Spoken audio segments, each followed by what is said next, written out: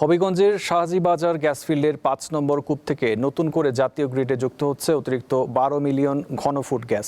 এর ফলে কূপটি থেকে দৈনিক গ্যাস উত্তোলন বেড়ে দাঁড়িয়েছে ২৬ মিলিয়ন ঘনফুটে। গ্যাস ক্ষেত্রটির ১১টি কূপের মধ্যে চালু রয়েছে ৭টি। এসব কূপ থেকে প্রতিদিন জাতীয় গ্রিডে সরবরাহ করা হচ্ছে ১২০ মিলিয়ন ঘনফুট গ্যাস। ১৯৮৮ সালে খননের পর থেকে হবিগঞ্জের শাহজিবাজার গ্যাস ফিল্ডের ৫ নম্বর কূপ থেকে দৈনিক ১৪ মিলিয়ন ঘনফুট গ্যাস উত্তোলন হয়ে আসছিল। পরে চাপ কমে আসায় ধীরে ধীরে উত্তোলনও হ্রাস পায়। গত ২৪ অক্টোবর কূপটিতে ওয়ার্ক ওভার কাজ শুরু করে বাপেক্স। ৪ ডিসেম্বর থেকে অতিরিক্ত ১২ মিলিয়ন ঘনফুট গ্যাস জাতীয় গ্রিডে সরবরাহ করা হচ্ছে। এতে দৈনিক গ্যাস উত্তোলন বেড়ে দাঁড়িয়েছে ২৬ মিলিয়ন ঘনফুটে। এখানে দীর্ঘদিন প্রোডাকশন কম হওয়াতে এখানে একটা ওয়ার্ক প্রজেক্ট চালু হয়েছে। ২৬ মিলিয়ন ঘনফুট আমরা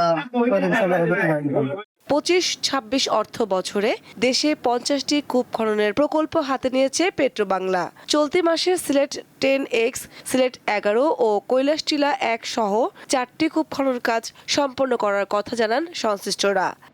বাংলাদেশ গ্যাস ফিল্ডের আমাদের কিন্তু বর্তমানে ৫টা প্রজেক্ট রানিং।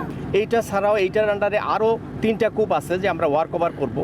সেই 3টা কূপ ওয়ার্ক ওভার করলে সেখান থেকেও আমরা প্রায় ২০ মিলিয়নের মতো গ্যাস পাবো। সিলেট 10X, কেটিএল অর্থাৎ কৈলাসটিলা ১, তারপরে হলো আমাদের সিলেট ১১ এবং আরেকটা হলো শ্রীকাইল ৫। এই 5টা কূপ আমরা এই ডিসেম্বরের মধ্যে সমাপ্ত করব। তিনি জানান, ওয়ার্ক ওভার প্রকল্প বাস্তবায়নের মাধ্যমে নিরাপদ ও নিরবচ্ছিন্নভাবে গ্যাস সরবরাহ নিশ্চিত করার লক্ষ্যে কাজ করছে বিজিএফসিএল। কামরুন নাহার, দীপ্ত, বার্তা কক্ষ।